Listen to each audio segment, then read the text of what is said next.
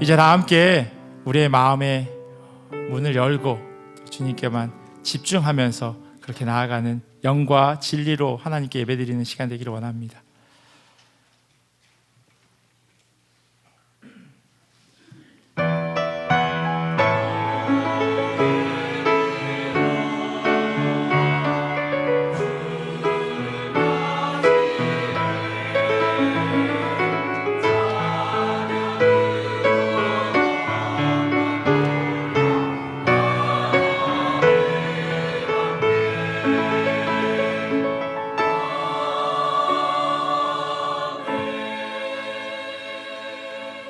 온 땅이여 여호와께 즐거운 찬송을 부를지어다. 기쁨으로 여호와를 섬기며 노래하면서 그의 앞에 나아갈지어다. 아멘. 다 자리에서 일어나셔서 찬송가 15장 하나님의 크신 사랑 같이 찬양하시겠습니다.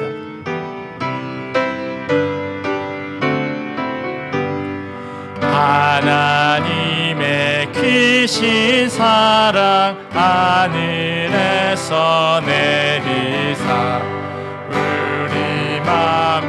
항상 계셔 온전하게 하소서. 우리 주는 자비하사 사랑 무한하시니 두려워서 떠는 자를 구원하여 주소서. 걱정 근심 많은 자를 성령 감화하시며 복과 은혜 사랑받아 평안하게 하소서. 처음과 끝이 되신 주 항상 인도하소서. 마귀 받는 것을 속히 끊게 하소서. 전능하신 아버지여 주의 능력 주시고 우리 맘에 임하셔서 떠나가지 마소서. 주께 영광 항상 돌려 천사처럼 섬기며 주의 사랑 영원토록 찬송하게 하소서. 우리를 거듭나서 힘이 없게 하시고 주의 크신 구원받아 온전하게 하소서. 영광에서 영광에 천국까지 이르러 크신 사랑 감격하여 경배하게 하소서. 아멘. 다 함께 사도신경으로 우리 신앙을 고백합니다. 전능하사 천지를 만드신 하나님 아버지를 내가 믿사오며 그 외아들 우리 주 예수 그리스도를 믿사오니 이는 성령으로 잉태하사 동정녀 마리아에게 나시고 본디오 빌라도에게 고난을 받으사 십자가에 못 박혀 죽으시고 장사한 지 사흘 만에 죽은 자 가운데서 다시 살아나시며 하늘에 오르사 전능하신 하나님 우편에 앉아 계시다가 저리로서 산자와 죽은 자를 심판하러 오시리라. 성령을 믿사오며 거룩한 공회와 성도가 서로 교통하는 것과 죄를 사하여 주시는 것과 몸이 다시 사는 것과 영원히 사는 것을 믿사옵나이다. 아멘. 다 자리에 앉으셔서 함께 슬픈 마음 있는 사람 같이 찬양하시겠습니다.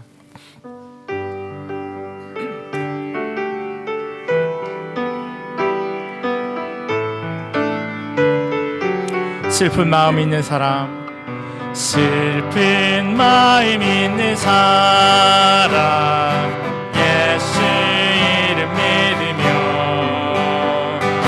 영원토록 변함없는 기쁨.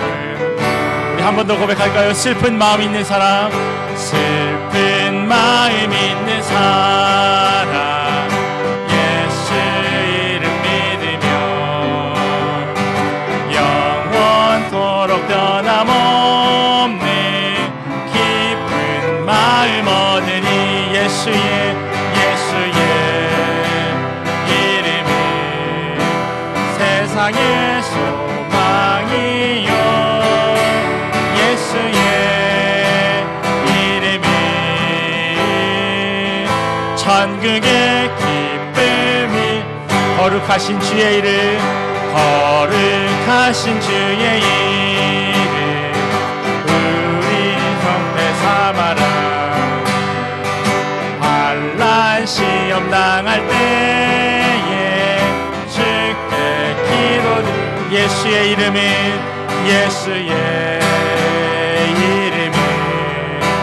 세상의 소망이요 예수의 이름은 천국의 기쁨이 존귀하신 주의 이름 존귀하신 주의 이름 우리 기쁨 되도다 주의 품에 안길 때에 기뻐 찬송 부르리 예수의 이름은 세상의 소망이요 예수의 이름은 천국의 기쁨 주의 영원하신 팔 주의 영원하신 팔 함께 하사 항상 나를 붙드시니 어느 곳에 가든지 요동하지 않으니 주의 팔을 의지함이 고난 내 영혼 어디 쉴곳 풍랑이로도 안전한 곳 폭풍까지도 다스리시는 주의 영원한 팔을 지해 세상 친구들 나를 버려 예수님 주의 은혜가 충만하리니 주의 영원한 팔을 주의 영원하신 팔 주의 영원하신 팔 함께 하사 항상 나를 붙드시니 어느 곳에 가든지 요동하지 않으니 주의 팔을 의지함이라 나의 믿음이 연약해져 미리 예비한 힘을 주시 위태할 때도 안도하시는 주의 영원한 팔을 능치 못한 것 주께 없음 나의 일생을 주께 맡기 나의 모든 짐 대신 지시는 주의 영원한 팔을 지해 주의 영원하신 팔 함께 하사 항상 나를 붙드시니 어느 곳에 가든지 요동하지 않으면 주의 팔을 의지함이라 주의 영원하신 팔 주의 영원하신 팔 함께 하사 항상 나를 붙드시니 어느 곳에 가든지 요동하지 않음은 주의 팔을 의지함이라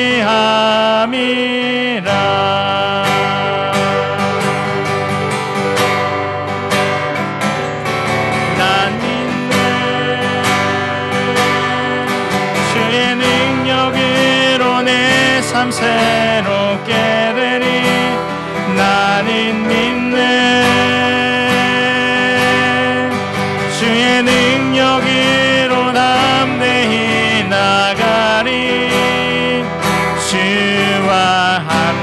싸워 승리하리라. 날마다 믿음으로 나 살아가리. 내가 허락하신 시련을, 내가 허락하신 시련을 통해 나의 믿음 더욱 강하게 자라나고, 험한 산과 골짜기 지나는 동안 주께 더 가까이 나를 이끄시네. 내가 겪는 시험이 어렵고 힘겨워도 내 주님보다 크지 않네.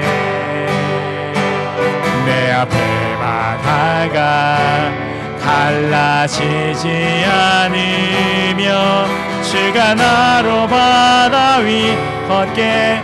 우리 처음부터 한 번 더 고백하겠습니다. 내게 허락하신 시련을 통해 나의 믿음 더욱 강하게 자라나고, 험한 산과 골짜기 지나는 동안 주께 더 가까이 나를 이끄시네. 내가 겪는 시험이 어렵고 힘겨워도 내 주님보다 크지 않네.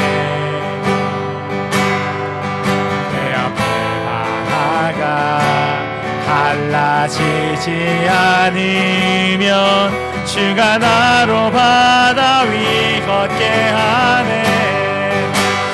나는 믿네. 주의 능력으로 내 삶 새롭게 되니. 나는 믿네. 주의 능력으로 담대히 나가리. 주와 함께 싸워 승리하리라.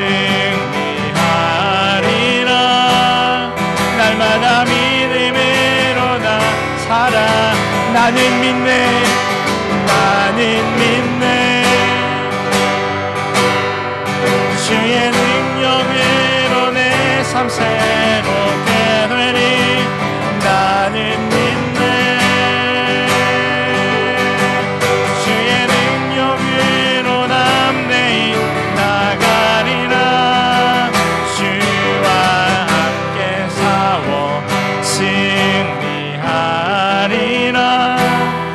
날마다 믿음으로 나 살아가리.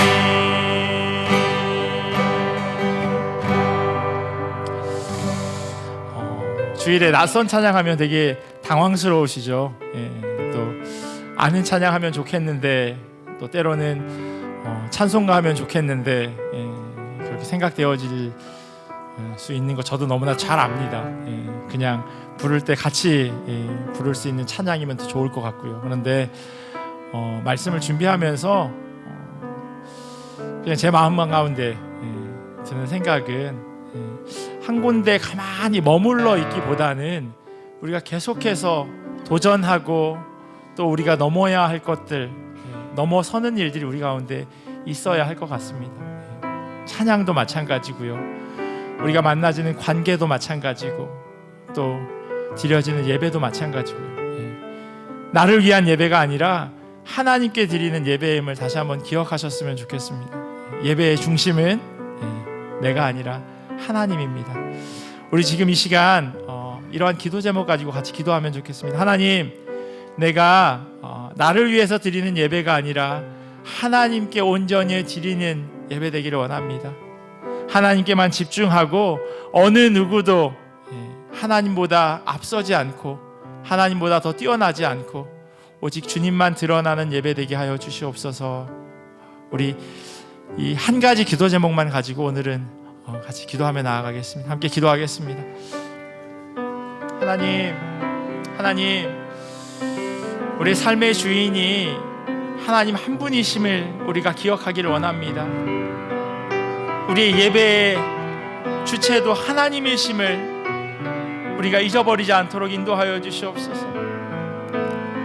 예배를 통하여서 어느 누가 높여지는 것, 어느 누가 드러나는 것이 아니라 주님께만 영광되어지기를 간절히 소원합니다. 시간마다 주님께만 집중하게 하시고 주님만 바라보면서 그렇게 나아가기를 원합니다.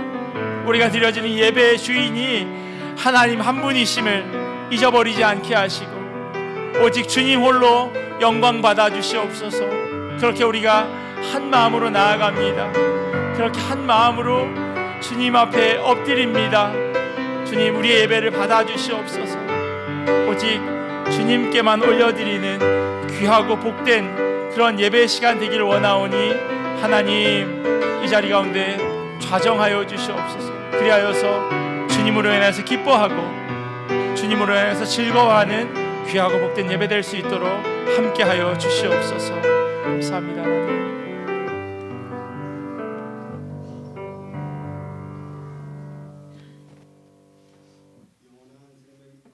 영원한 생명이시며 소망이신 하나님 아버지, 생동감 넘치는 5월을 맞이하여 주님의 자녀인 저희들을 이 시간 주님 전으로 인도하시어 예배를 드리게 하심에 감사드립니다.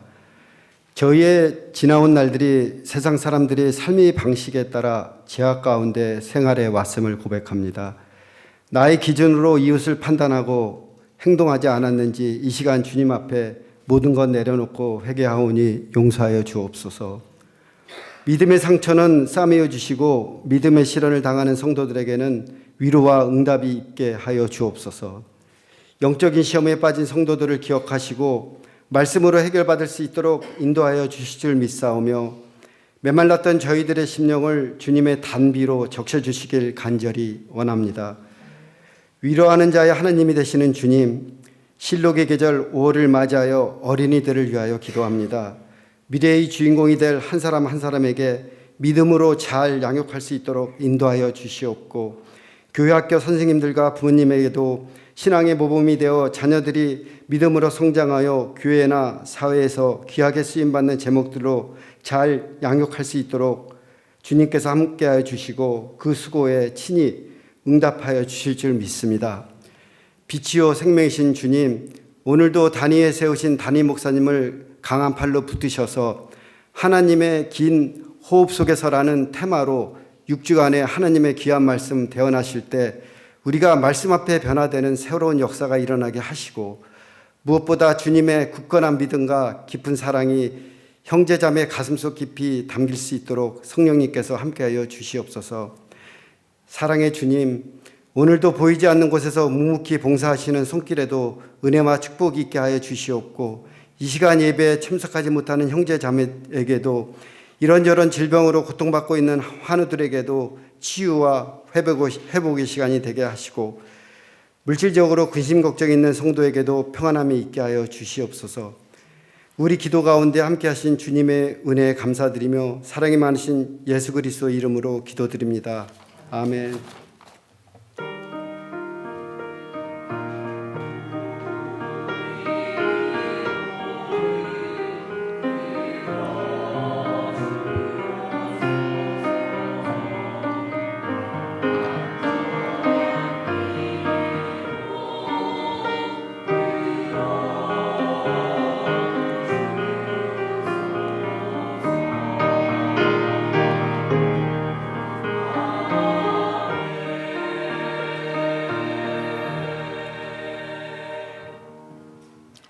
교회 소식 전해드리도록 하겠습니다. 주보를 참조해 주시면 감사하겠습니다. 지난주일 담임 목사 취임 예배를 잘 마쳤습니다. 섬겨주신 많은 교우들에게 진심으로 감사드립니다. 다음 주일은 어버이 주일 연합 예배로 함께 드릴 예정입니다. 그리고 예배 후에는 전 교인 사진을 같이 찍으려고 합니다. 그래서 일부 예배를 드리시는 분이나 혹 다음 주에 오전에 골프 치러 가기로 계획되어 있으신 분들은 오후로 미뤄주시고 같이 참석하셔서 예배드리고 특별히 그날 세례식이 있으니까 유아 세례, 입교, 또 어른 세례 이렇게 있거든요. 그래서 같이 축복해주고 축하하는 그런 시간 가질 수 있었으면 좋겠습니다.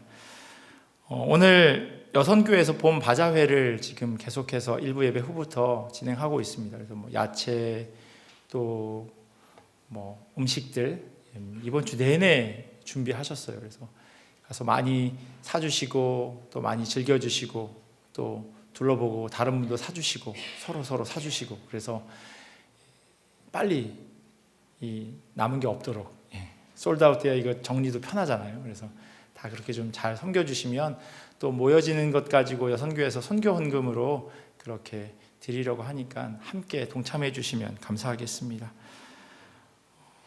지난번에요 김영임 집사님께서 소바 샌드위치 카페를 개업하셨습니다. 그래서 같이 목원들과 함께 예배 드렸는데 교회에서 멀지 않아요. 그래서 여러분들 오다 가다 들리셔서 같이 사랑방처럼 커피도 마시고 빵도 드시고 그렇게 같이 애용해 주시면 감사하겠습니다.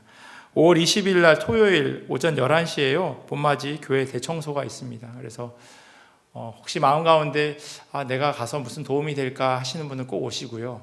그리고 꼭 가야 되겠다 하시는 분들 꼭 오셔서 함께 교회를 청소하는 일에 동참해 주시면 좋겠습니다. 어느 누구 혼자만의 교회가 아니고요. 혼자 있는 건 교회라고 부르지 않습니다. 공동체라고 부르지 않습니다. 그래서 함께 같이 가꾸고 정리도 하고 그리고 그날 제가 바라옵기는 그 옆에 저희 여러분 보시는 오른쪽에 그 놀이터가 있었던 곳에 새로 이제 놀이터를 구입해서 조립하려고 하는데요. 그때까지 잘 도착하면 또 남자분들은 같이 놀이터도 안전하게 잘 설치할 수 있도록 그렇게 하려고 하니까요. 다 같이 오셔서 같이 준비한 음식이 모자라면 좋겠습니다. 그래서 같이 함께하는 시간 되면 좋겠습니다. 예배 후에 이충미 목사가 준비한 그 선물 가정당 한 개씩 받아가시면 좋겠습니다. 지난주에 너무 감사해서 아내랑 또 아이들이랑 같이 이렇게 포장해서 여러분들 드리려고 챙겨왔습니다. 그래서 혹시 모자라지 않기를 바라지만 넉넉하게 준비했긴 했는데요. 그래도 혹시 모자라면 상처받지 마시고 저한테 문자 주시면 제가 다른 걸로 드릴 테니까 왜 나만 안 줘 이런 절대 그런 마음으로 준비한 건 아니니까요. 감사한 마음으로 너무 죄송하고 감사해서 그렇게 준비했습니다. 그래서 하나씩 픽업해 가시면 감사하겠습니다. 네. 특별히 빠진 광고 없으면 할렐루야 찬양대, 할렐루야 성가대 찬양해 주시겠습니다.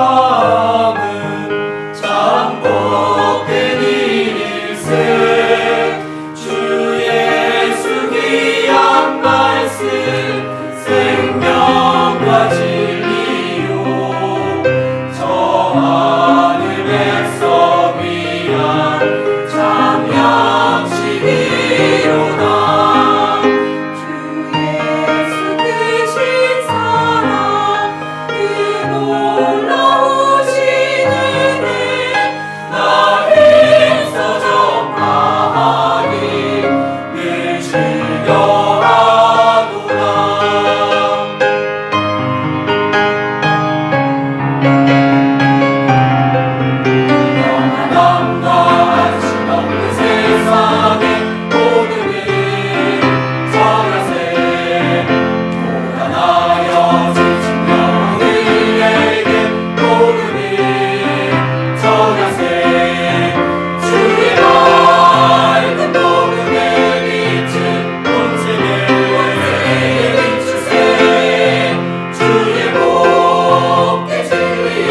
말씀 땅 끝까지 전하세.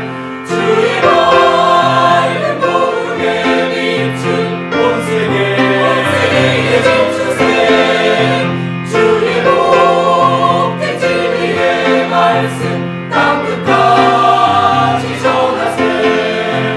땅 끝까지 전하세. 복음을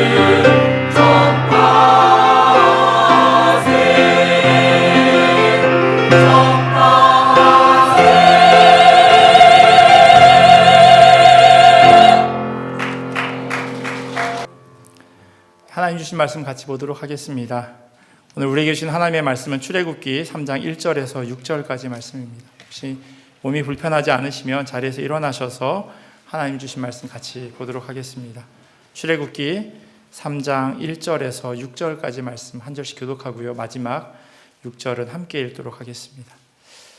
모세가 그의 장인 미디안 제사장 이드로의 양떼를 치더니 그때를 광야 서쪽으로 인도하여 하나님의 산 호렙에 이르매 여호와의 사자가 떨기나무 가운데로부터 나오는 불꽃 안에서 그에게 나타나시니라.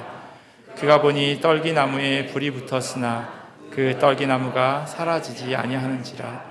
이에 모세가 이르되 내가 돌이켜 가서 이 큰 광경을 보리라. 떨기나무가 어찌하여 타지 아니하는고 하니 그때에 여호와께서 그가 보려고 돌이켜 오는 것을 보신지라. 하나님이 떨기나무 가운데서 그를 불러 이르시되 모세야 모세야 하시매 그가 이르되 내가 여기 있나이다. 하나님이 이르시되 이리로 가까이 오지 말라. 네가 선 곳은 거룩한 곳이니 네 발에서 신을 벗으라. 또 이르시되 나는 내 조상의 하나님이니 아브라함의 하나님, 이삭의 하나님, 야곱의 하나님이라. 모세가 하나님 배웠기를 두려워하여 얼굴을 가리매. 아멘. 하나님의 말씀입니다. 자리에 앉겠습니다. 지난 주일에 취임 예배를 잘 마쳤습니다. 어떤 목사님이 그렇게 이야기하시더라고요. 교회와 목사가 만나는 건 결혼과 같은 의미를 갖는다라고 하는 그런 이야기를 제가 들었습니다. 제가 2007년도에 제 아내와 결혼을 했습니다. 아내와 한 5년 정도 사귀었었는데요. 한국에 있던 아내를 이제 미국으로 불러와서 결혼을 하게 되었습니다. 그러다 보니까 저희 가족들은 다 미국에 살고 있었는데 아내는 혼자 온 거죠. 그러다 보니까 결혼식 하객이 한국에서 오신 장인, 장모님 그리고 처남 이렇게 셋밖에 없었어요. 흔히 이야기하죠. 이영만리 타국 땅에 딸 하나를 놓고 돌아가야 하는 그런 부모님의 심정. 그래서 결혼식에 너무나도 마음이 힘들 수도 있고 또 안타까울 수도 있고 걱정도 될 수 있는데 결혼식이 무사히 잘 마쳐지기를 바라시는 마음에서였겠죠. 장인어른이 눈이 크신데 눈에 눈물이 가득 차 있는데도 불구하고 꾹 참고 계시더라고요. 근데 제가 울었어요. 저희 아버지도 우시더라고요. 그래서 저희 아버지는 왜 우셨는지 모르겠어요. 근데 왜냐면 제가 어딜 가는 게 아니고 그 집에서 살았거든요. 밥 먹고 바로 그 집으로 들어가는 그런 상황이었는데 제가 그때 눈물이 났던 이유는 전도사고 가진 것 하나 없고 부모님 댁에서 이렇게 시집살이를 해야 하는 그런 딸을 이렇게 주신 게 너무 감사하기도 하고 또 한편 너무 죄송하기도 하고 그런 마음이 저에게 있었어요. 근데 지난 주일에 동일한 마음이었어요. 모르겠어요. 그 취임식에 오셨던 분들은 어떻게 생각하셨는지 모르겠지만 제가 또 진상짓을 좀 했거든요. 물었거든요. 혹 오해하실 수 있을 것 같아요. 우리 교회 진짜 오기 싫었나 보다. 근데 똑같은 마음이었어요. 왜냐하면 주중에 계속해서 오셔서 그 취임식 식사 준비를 하시더라고요. 늦은 시간까지도 준비하기도 하시고요. 또 아침 일찍 왔는데 또 이미 오셔서 또 준비를 하고 계시고 뭐 데코레이션부터 시작해가지고 많은 분이 오셨어요.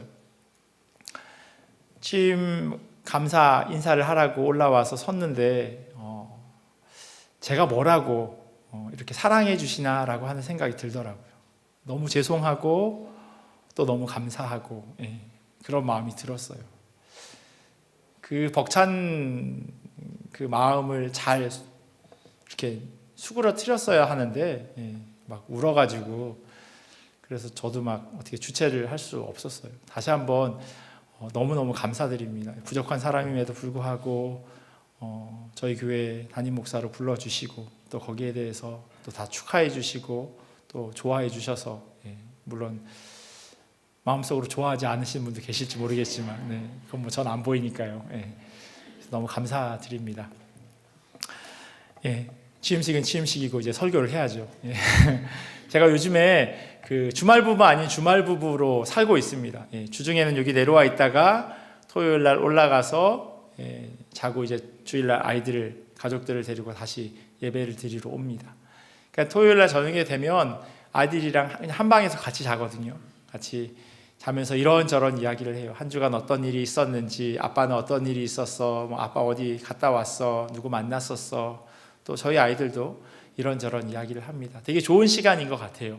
각자 자기 방에서 자는 것도 좋지만 또 때로는 이렇게 같이 모여서 이야기하면서, 물론 제가 제일 먼저 잠들지만 아이들이 저를 재우고 이제 자거든요. 너무 감사한데 정확하게 기억은 나진 않지만 제 아들이 언젠가 저한테 그렇게 질문한 적이 있었어요. 아빠는 어렸을 때 커서 뭐가 되고 싶었어요? 라고 하는 그런 질문을 제 아들이 저에게 한 적이 있었어요. 여기 앉아 계신 많은 분들도 아마 다양한 그런 꿈들을 가지고 계셨을 겁니다. 초등학교 말고 국민학교를 나오신 분들은 장래 희망을 적으신 기억도 아마 있으실 거예요. 제 아버지는요, 아들 셋을 낳아서 목사, 의사, 변호사, 법관 이렇게 하는 게 저희 아버지 꿈이었어요. 제 아들처럼 제 아버지께 아버지 꿈이 뭐였냐고 제가 여쭤보지는 못했지만 제가 기억을 하고 있는 순간부터 제 아버지의 꿈은 이거였어요. 목사, 의사, 법관 만드는 것. 근데 잘 아시죠? 꿈이 잘 실현되지 않는다는 걸. 저희 큰형은요, 신학교를 다 나오기는 했지만 예수님과 동종업계인 목수 일을 했습니다. 목사가 아니라 목수 일을 했고요. 저희 작은 형은 죽은 사람을 살리기보다는 고장난 카메라를 고치는 일을 했습니다. 그리고 저는 셋째인데 저희 아버지와 기대와는 전혀 상관없이 목사가 되었습니다. 제 아버지뿐만 아니라 성경에 나오는 많은 사람들이 그렇습니다. 꿈과 전혀 다르게 살아갑니다. 지난주에 저희가 같이 들었던 요셉도 그렇고요. 오늘 함께 볼 모세도 마찬가지입니다. 오늘 본문 이전의 상황을 먼저 잠깐 소개해 드리도록 하겠습니다. 출애굽기 1장에 보면요, 이집트 사람들이 이스라엘 백성들의 사람의 수가 점점점 많아지는 것을 위협으로 느껴서 태어나는 남자아이들을 다 죽이라고 명령합니다. 그리고 출애굽기 2장에 가면 한 아이가 태어나죠. 그 엄마는요, 이 남자아이를 어떻게든 숨겨서 키워보려고 했지만 3개월 정도 지나자 아이의 울음소리가 점점 커지니까 혹시 들통나서 죽을 바에야 그래도 어떻게든 살려보겠다라고 하는 마음으로 갈대 상자에 아이를 담아서 이렇게 물가에 내어놓았습니다. 엄마는 아이가 사람만 죽이를 바라는 그런 마음이었는데요. 사람들은 우연이다, 행운이다 이야기하지만 하나님께서 그 모세를 바로 왕의 딸 공주에게로 인도해 주셨습니다. 히브리 사람으로 태어났음에도 불구하고 갈대 숲속에 있는 상자가 공주의 눈에 띄게 되고요. 그녀의 양자가 되었습니다. 그리고 그 공주는요, 이 아이의 이름을 모세라고 지었습니다. 모세라고 하는 이름의 뜻은요, 건져내다라고 하는 그런 뜻을 가지고 있습니다. 물에서 건져졌기에 그렇게 이름 지은 거죠. 하지만 하나님께서는 이 바로의 딸이 아니라 하나님의 손으로 이 모세를 건지신 것입니다. 무엇보다도 하나님의 크신 계획은 이 모세를 통해서 이스라엘 사람 전체를 건지시려고 하는 그런 큰 계획을 가지고 계셨습니다. 하나님의 그 꿈을 알게 되는데 하나님의 긴 호흡 속에서 80년이라고 하는 시간이 소요되게 되었습니다. 모세는 이집트의 왕은 아니어도 히브리 사람의 리더는 될 수 있겠지라고 하는 생각을 가지고 있었습니다. 그러나 한 사건을 통해서 모세의 이 모든 꿈들은 물거품으로 사라져 버립니다. 자기 동족인 히브리 사람이 이집트 사람에게 매맞는 것을 보고 그를 죽이고 모래에 묻어버렸습니다. 아무도 모를 줄 알고. 다른 사람들은 몰라도 자기 동족은 자기가 한 이 일에 대해서 그래도 긍정적으로 생각해 줄 줄 알았습니다. 하지만 그건 어디까지나 모세 혼자만의 생각이었습니다. 모세가 이렇게 범죄할 때 성경은 그 모습을 이렇게 기록해 놓고 있습니다. 좌우를 살펴 사람이 없음을 보고 그 애굽 사람을 쳐 죽여 모래 속에 감추니라.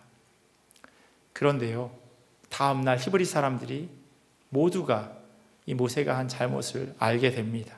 그리고 이집트 왕은 이 일로 모세를 죽이려고 하였습니다. 졸지에 모세는요, 왕자에서 도망자로 그 신분이 바뀌게 됩니다. 모세는 그렇게 쫓기는 사람이 되어서 미디안 광야로 도망갑니다. 그리고 그곳에서 왕궁에서의 40년과는 전혀 다른 목자로서의 40년을 살아가게 됩니다. 모세가 이런 꿈을 꾼 적이 있었을까요? 자기가 꿈꿔오던 것과는 전혀 다른 삶을 살게 된 것입니다.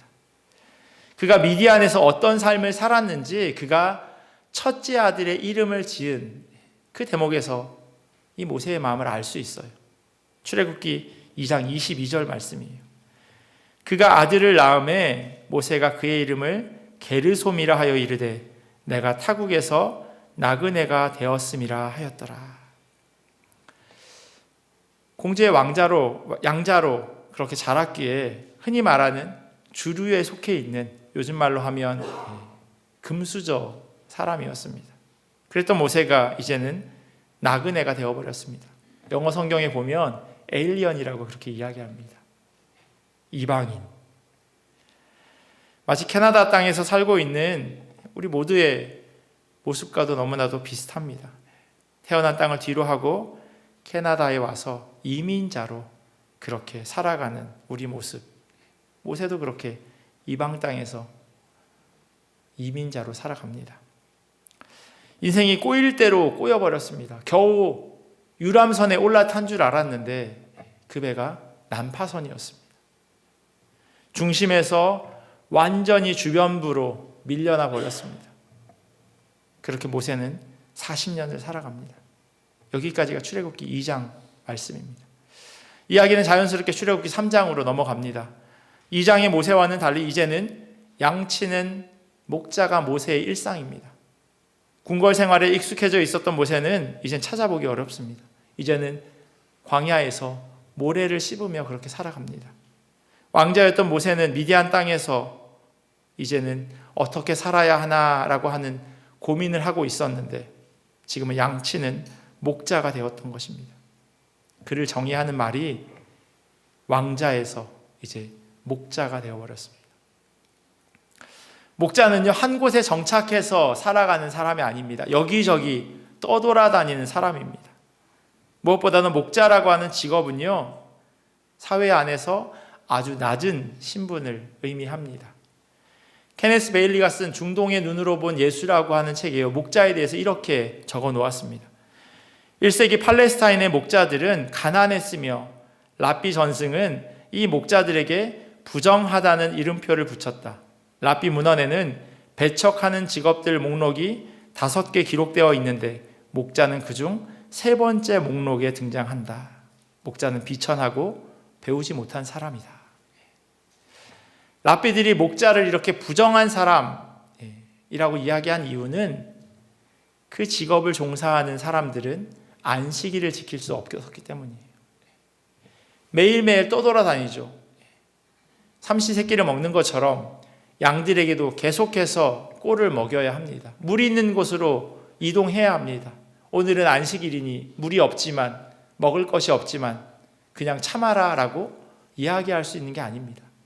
자기 양이면 모르겠지만 다른 사람으로부터 위탁받은 양떼라면 더더욱이나 그렇게 할 수 없습니다.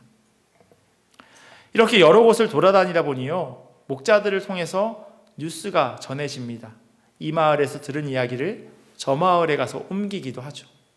그런데 여러분이 잘 알고 계시는 것처럼 말이 옮겨가면 전혀 다른 이야기가 되어지죠. 목자들이 옮긴 이야기도 동일했습니다. 들은 이야기를 옮겼는데 그 이야기가 다르게 전달되고, 그러면서 사람들은 목자들 거짓말쟁이다라고 이야기한 겁니다. 이솝우화에 나오는 양치는 소녀, 그 이야기가 뜬금없는 이야기가 아니에요. 이스라엘 히브리 대학에서 공부한 이익상 목사님이 쓴 글을 보면요, 이 목자들이 정직하지 못했다라고 불리우는 이유를 이렇게 설명합니다. 목자들이 고용주와 계약을 맺는데 들판에서 양을 키우다 보면 들짐승들을 만나게 되고 어쩔 수 없이 잃게 되는 양과 염소의 수를 정해 계약서에 명시했다고 합니다. 그런데 아무 일이 없이 집으로 돌아왔을 때 이들은 어떻게 했을까요? 잃어버리기로 계약되어 있었던 그 가축을 자기의 것으로 빼놓습니다. 3마리가 늑대에게 잡혀갈 것을 계약했는데 1마리만 늑대에 물려간 거예요. 나머지 2마리는 그냥 물려간 걸로 생각하고 자기가 가지는 겁니다. 뿐만 아니라 들판에서 양이나 염소를 친다면 새끼를 낳게 되겠죠. 하루 동안 갔다 오는 게 아니니까요. 그런데 주인이 자기가 가지고 있는 그 가축대 가운데서 새끼가 몇 마리 태어났는지 어떻게 알 수 있겠습니까? 알 길이 없죠.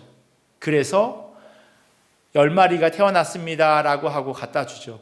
사실은 15마리가 태어났는데, 이렇게 저렇게 자꾸 자기 배를 채우는 사람들이 바로 이 목자였습니다. 모세는 이런 부류의 사람으로 40년을 살게 됩니다. 그러던 어느 날 모세가 양에게 풀을 먹이기 위해서 양떼를 몰고 광야로 나왔습니다. 그리고 도착한 곳이 뭐냐면 하나님의 산 호렙입니다. 호렙이라고 하는 이곳은요, 어떤 뜻을 가지고 있냐면 황량함, 황폐함 또는 외로움이라고 하는 그런 의미를 가지고 있습니다. 영어 그 단어의 뜻을 보면 데절트라고 이야기하고요, lonely 이런 의미로 쓰여져 있다고 쓰여져 있습니다. 그런데 그곳을요, 사막같이 황폐한 곳, 아주 외로운 곳, 그곳에 앞에다가 뭐라고 썼냐면 하나님의 산이라고 이름 붙여놨어요. 마치 창세기 1장에요, 태초에 하나님이 천지를 창조하시기 이전 땅이 공허하고 흑암이 깊음 위에 있었던 그때를 연상시키는 단어가 바로 이 호렙이라고 하는 뜻입니다. 하나님께서는요, 그 아무것도 없는 곳에서 창조의 일들을 이루어 가신 것처럼 이 아무것도 아닌 땅, 황폐하고 외로운 이곳에서 모세를 다시금 빚어 가십니다. 하나님께서 이 호렙이라고 하는 이름을 통해서 그것을 우리에게 말씀해 주고 있는 겁니다. 아, 하나님께서 모세의 상황이 이 호렙 같은데 다시금 빚어 가시는구나 라고 하는 것을 말입니다. 그 산에서 참 희한한 광경을 목격합니다. 떨기나무에 불이 붙었는데 타서 없어지지 않는 겁니다. 떼약볕에 떨기나무에 불이 붙는 건 흔한 일입니다. 그런데 그게 타서 없어지지 않았기에 모세가 너무나도 신기해서 가까이 다가가는데 하나님의 음성이 그 가운데 들리죠. 모세야, 모세야. 그리고 하나님께서 모세에게 이렇게 말씀하십니다. 5절 말씀이에요. 이리로 가까이 오지 말라. 네가 선 곳은 거룩한 땅이니 네 발에서 신을 벗으라. 신을 벗는다고 하는 의미는요, 낮아짐을 의미합니다. 누가복음 15장에 보면 집 나갔던 둘째 아들이 집으로 돌아왔을 때 아버지가 하인을 불러서 이렇게 명령합니다. 어서 가장 좋은 옷을 꺼내서 그에게 입히고 손에 반지를 끼우고 발에 신을 신겨라.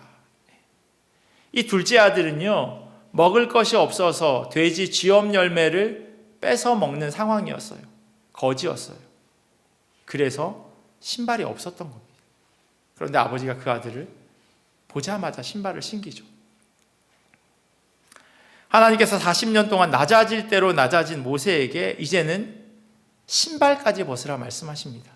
더 이상 내려갈 데가 없는 그러한 처지로 모세를 몰고 가십니다. 이전까지는 삶의 주인이 모세 자신이었는데 삶 가운데 그 호렙에서 새로운 주인 하나님을 만나게 된 겁니다. 광야를 지나 자기 의지대로 양떼에게 풀을 먹이기 위해서 찾아온 곳, 그런데 그곳에서 하나님을 대면하게 되었습니다.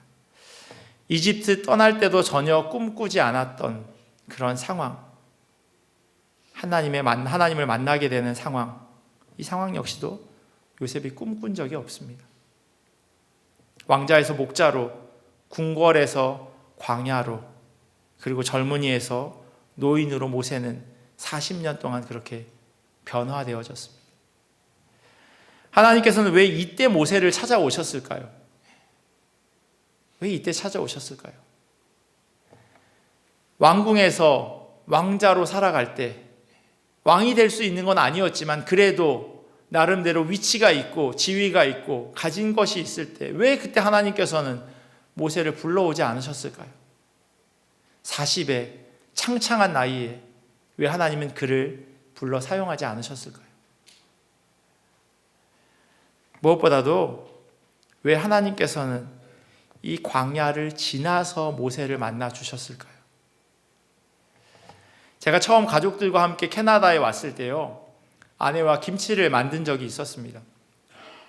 부모님 집에 살았으니 김치 만들 일 없고 어머니가 해주시는 거 먹다가 캐나다에 왔는데 김치 사 먹는 게 생각보다 부담스럽더라고요. 그래서 배추를 사서 절였습니다. 근데 소금을 얼만큼 넣어야 되는지 모르는 거예요. 양념장은 만들었어요. 레시피를 보고. 근데 소금을 얼만큼 넣으라고 하는데 이게 배추가 한국 배추와 캐나다 배추 사이즈도 다르고요. 또 겉장을 띄어내면 또 얼마 없는 것 같고, 그리고 무엇보다도 소금을 많이 먹으면 안 좋다라고 하는 생각이 있었던 거예요. 저랑 아내한테. 그래서 나름대로 숨을 죽이려고 소금을 쳐서 잘 절였는데 이게 잘 안 절이던 거예요. 시간이 많이 지났는데 씹었는데 아삭하는 거예요. 근데 양념장은 만들어 놨고 또 밤은 늦었고 그래서 그냥 김치를 담궜습니다. 한 일주일 정도 지나서 잘 익었겠지, 또 김치가 익은 냄새가 나서 먹었는데요, 서걱하더라고요. 분명히 아삭거렸거든요. 그랬는데 양념을 해서 일주일이 지나니까 서걱거려서 먹을 수가 없는 거예요. 그래서 제가 그때 생각했어요. 죽이려면 확실히 죽여야 되는구나. 오해하지 마세요. 배추 얘기를 지금 하고 있는 겁니다. 소금의 숨이 완전히 죽지 않으면요, 아삭거리는 게 아니라 서걱거려서 먹을 수 없게 되는, 그걸 제가 그때 경험했습니다. 모세, 이 사람을 목자로 40년 동안 하나님께서 그렇게 연단하신 건 그를 완전히 죽이려고 하신 겁니다. 그가 가지고 있었던 그 많은 것들, 놓고 싶지 않고 내려놓고 싶지 않았던 그 많은 것들로부터 모세를 강제로 내려놓게 하신, 모세 자신을 죽이는 그 시간이 40년 필요했던 겁니다. 세번역 성경에는요, 그가 양떼를 몰고 광야를 지나서라고 그렇게 기록되어 있고요, 저희가 오늘 읽은 성경에는 그 떼를 광야 서쪽으로 인도해서라고 쓰여져 있습니다. 그런데 히브리어 원어를 보면요, 서쪽으로 지나서라고 하는 단어보다는 넘어서라고 해석할 수 있는 단어를 사용합니다. 그게 더 본문에서 말하고자 하는 바를 더 잘 드러낼 뿐만 아니라 성경의 원뜻을 더 잘 살려냅니다. 사람들은요, 목자들이 풀이 있는 곳을 계속 쫓아다닌다고 생각해요. 그런데 사실은요, 갔던 곳을 다시 가는 겁니다. 낯선 곳을 가지 않습니다. 왜냐하면 갔다가 없으면요, 물이 없고 풀이 없으면 그걸 어떡합니까? 저기 갔더니 좋았어, 거길 다시 가는 겁니다. 저기 갔더니 좋았어, 갔던 곳을 다시 가는 거죠.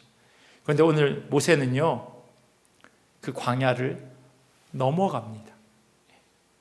자기가 정해놓은 곳, 자기가 매번 가던 곳, 그곳을 넘어갔다라고 성경은 우리에게 이야기하고 있습니다. 모세가 왜 자기 양떼를 몰고 광야를 넘어갔을까요? 도대체 그간 그 삶의 모습에 어떤 변화가 있었길래 그가 이런 시도를 하게 된 것일까요? 성경은 자세하게 설명하고 있지 않아요. 그래서 제가 여러분들이 이미 다 알고 계시는 출애굽기 1장과 2장을 말씀드린 겁니다. 모세가 그렇게 변화되어져 가는 거였습니다. 건져진 아이, 공주의 아들로 성장했지만 다시 바닥을 치는 도망자로, 그리고 목자로 삶을 살아갑니다. 깨어지고 부서지고 낮아질 대로 낮아진 모세를 하나님께서 만나 주셨습니다. 완전히 숨이 죽지 않으면 제대로 된 김치가 될 수 없는 것처럼 모세는 그렇게 자기를 내려놓을 수밖에 없는 자리로 하나님은 그를 이끄셨던 겁니다. 물론 100%라고 말할 수는 없지만 이집트에서 혈기왕성했던 그때와는 비교도 할 수 없는 사람이 되어버렸습니다. 사람들이 목자로 살다 죽겠구나 하는 그런 시선을 가지고 있을 때쯤 모세는 다시 한번 자신을 규정하는 그것으로부터 넘어갑니다. 이제 목자가 그에게 훨씬 안정적인 생활 터전입니다. 장인어른이 이 땅에 미디안 광야의 제사장이었기에 사회적으로도 어느 정도 자리가 있습니다. 다들 이민 오셔서 경험하셨을 겁니다. 처음 여기가 얼마나 어색한가요? 낯설죠.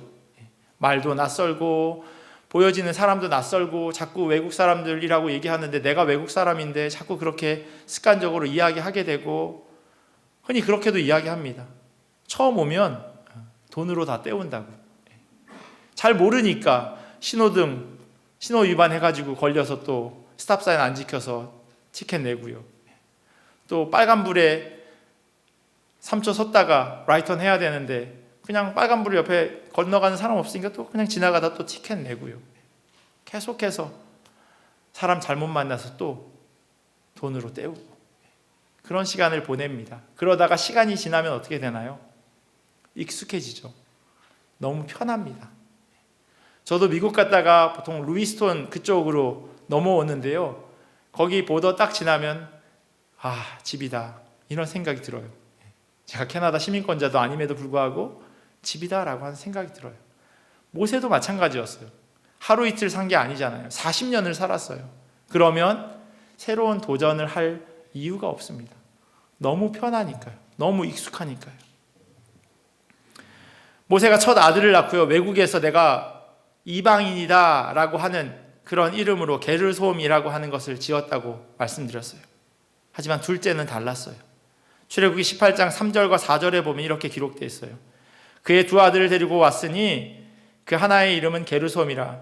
이는 모세가 이르기를 내가 이방에서 나그네가 되었다 함이요 하나의 이름은 엘리에셀이라. 이는 내 아버지의 하나님이 나를 도우사 바로의 칼에서 구원하셨다 함이더라. 게르솜과 엘리에셀은 전혀 다른 이름의 뜻을 가지고 있습니다. 처음엔 내가 나그네구나, 어떻게 살지? 시간이 지나면서 하나님이 나를 도우시는구나, 하나님은 내 헬퍼구나, 그렇게 생각을 하게 된 겁니다. 적응이 된 거죠. 그러다 보니 하나님이 도우셨구나라고 하는 고백이 생기고 삶의 여유까지 생겼습니다. 그런 모세가 광야를 넘어서 호렙으로 갑니다. 이곳을 성경은요 여호와의 산이라고 이야기하고 있어요. 여호와의 산, 하나님이 계시는 곳. 넘어서지 않는다면 모세는 그냥 그렇게 살았을 텐데 자기는 익숙하고 여유롭게 느껴지는 그 곤두박질 쳐진 생활에 머물러 있었을 텐데 그가 하나님의 산으로 가게 된 것입니다. 새로운 도전, 새로운 출발, 말처럼 쉽지 않습니다. 왜 나한테 이런 어려움이 생겼을까? 바닥을 치는 것 같은 이 상황을 내가 어떻게 감당할 수 있을까? 하늘을 쳐다보면서 한숨밖에 내쉴 수 없는 그런 상황을 직면했을 때 다시금 지나온 세월을 되돌아보면 정말로 하나님께서 간섭하고 개입하신 그 시간 없을 때가 없었구나라고 하는 것을 고백할 수밖에 없습니다. 순간순간 하나님이 인도하셨구나, 함께 하셨구나라고 하는 그 고백이 절로 나옵니다. 갈대 숲에서, 궁궐에서, 그리고 미디안 광야에서 모세의 고백처럼 하나님은 돕는 분이셨습니다. 찬송가 445장에요 1절 가사가 이렇습니다. 태산을 넘어 험곡에 가도 그리고 2절 가사는요, 캄캄한 밤에 다닐지라도. 암담하죠. 깝깝하고요. 사람들은 우리에게 우리의 인생이 이렇다라고 정의할 수도 있습니다. 그런데 이 찬양을 지은 작사가는 그렇게 이야기하지 않아요. 태산을 넘어 험곡에 가도 빛 가운데로 걸어가게 하시고 캄캄한 밤에 다닐지라도 주님께서 우리를 홀로 내버려 두지 아니하시고 함께 걸어가신다고 그렇게 고백합니다. 찬송가에 있는 고백이 아니라 우리 입술의 고백인 겁니다. 그리고 모세의 삶의 고백이기도 했습니다. 하나님께서 우리로 하여금 광야를 넘어서 나오라고 말씀하십니다. 그때 자기 꿈이 아니라 하나님의 꿈을 꾸게 될 것입니다. 사도행전 2장을 보면요, 베드로가 한 첫 설교에 요엘 선지자가 한 말씀을 인용합니다. 제가 새번역 성경으로 읽어드리겠습니다. 하나님께서 말씀하신다. 마지막 날에 나는 내 영을 모든 사람에게 부어주겠다. 너희의 아들들과 너희의 딸들은 예언을 하고 너희의 젊은이들은 환상을 보고 너희의 늙은이들은 꿈을 꿀 것이다. 예전부터 이 말씀이 참 이상했어요. 왜 늙은이들이 꿈을 꾼다고 말씀하시는 걸까? 나이 드신 분에게 너무 죄송합니다. 근데 제가 그렇게 생각되어졌어요. 근데 말씀을 읽다가, 오늘 말씀을 준비하다가 이 성경 말씀이 떠올랐어요. 하나님의 말씀을 듣고 자기가 가지고 있던 경계를 넘어설 때 하나님이 주신 꿈, 그 수많은 이스라엘 백성들을 이끌고 출애굽해서 홍해 바다를 건너게 하는 꿈을 하나님께서 모세에게 허락하셨다라고 생각하니까 소름이 돋더라고요. 요엘 선지자가 한 이야기, 늙은이들은 꿈을 꿀 것이다 한 그 말씀이 모세의 삶을 통해서 너무나도 확연하게 드러나고 있는 것을 보게 되었습니다. 꿈은 애들만 꿔야 하나요? 젊은이들만 꿈꿔야 하나요? 하나님께서 주시는 꿈은 누구나 꿀 수 있습니다. 어쩌면 꿈을 꾸는 사람이 젊은 사람인 거죠. 그런데 그렇게 하기 위해서는 광야를 넘어야 합니다. 광야를 넘어 하나님을 만나야 합니다. 모세가 자기가 정해놓은 미디안 광야, 그 땅에서 머물렀다면 그냥 아마 거기서 자기 삶을 마감했을 겁니다. 성경은 늙은이는 꿈을 꿀 것이라고 말씀하고 있는데 말씀과 상관없이 자기 생을 끝냈을 겁니다. 그런데 광야를 지나서, 아니 적극적으로 광야를 넘어섰을 때 그가 하나님이 주신 꿈을 꾸게 되었고, 그 일을 하나님의 긴 호흡 속에서 소망 없는 상황 가운데서 하나님이 인도하심을 경험하고 그 일을 이루게 되었던 것입니다. 내가 정해놓은 선, 신앙생활은 여기까지, 봉사는 여기까지, 믿음 생활은 여기까지. 그렇게 광야를 넘어서지 못한다면 하나님 만나기 쉽지 않을 겁니다. 왜냐하면 내가 정해놓은 선이 있으니까요. 그것은 넘어가지 않고 있으니까요. 하나님께서 부르시고 인도해 가시는데 내가 정해놓은 선을 넘지 못하기에, 아니 더 정확하게는 내가 정해놓은 선을 넘지 않기에 하나님을 경험할 수 없는 겁니다. 주님께서 사랑하시는 성도 여러분, 낮아졌다고 생각할 때, 바닥을 치는 것 같다라고 하는 마음이 들 때, 그때 이제 하나님께서 일하시겠구나라고 믿으시면 틀림없습니다.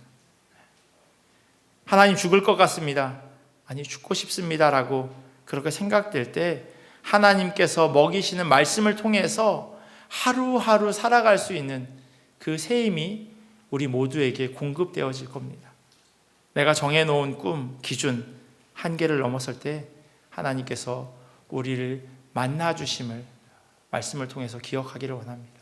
그리고 한 주간 살아가시면서 하나님께서 우리 각자에게 주시는 꿈을 다시 한번 떠올려 보셨으면 좋겠습니다.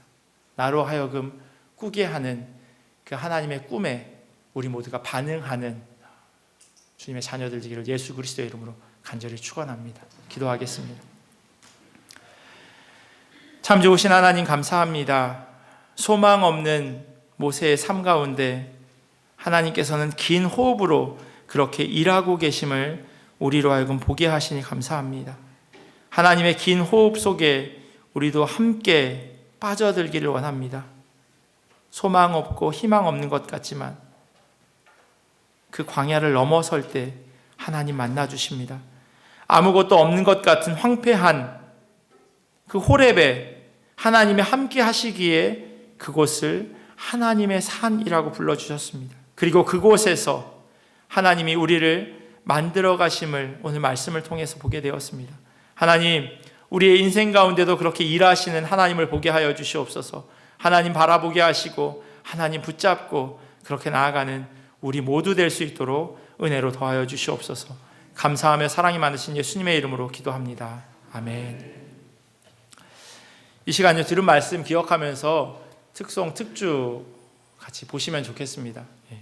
말씀과 너무나도 잘 맞닿아 있습니다. 요게벳의 노래라고 하는 찬양인데요, 강지원 그리고 김수환 그리고 유지 집사님께서 하나님께 올려드리겠습니다.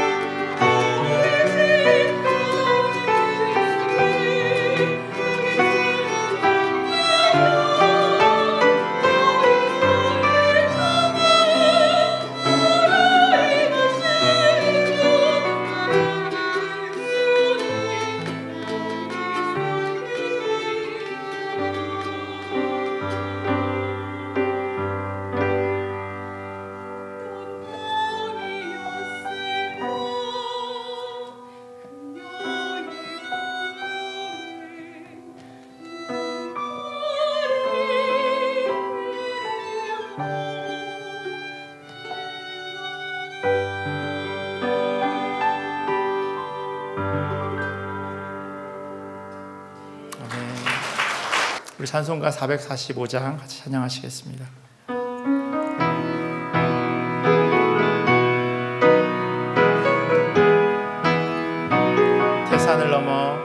태산을 넘어 험곡에 가도 이 가운데로 걸어가며 주께서 항상 지키시길 약속한 말씀 변치 않네. 하늘의 영광 하늘의 영광 나의 맘속에 차고도 넘쳐 할렐루야를 힘차게 불러 영원히 주를 찬양하리. 캄캄한 밤에 다닐지라도 주께서 나의 길 되시고 나에게 맑은 빛이 되신 길을 잃어버릴 염려 없네. 하늘의 영광 하늘의 영광 나의 맘속에 차고도 넘쳐 할렐루야를 힘차게 불러 영원히 주를. 다 일어나셔서 봉헌하시겠습니다. 마음의 바다 찬란한 천국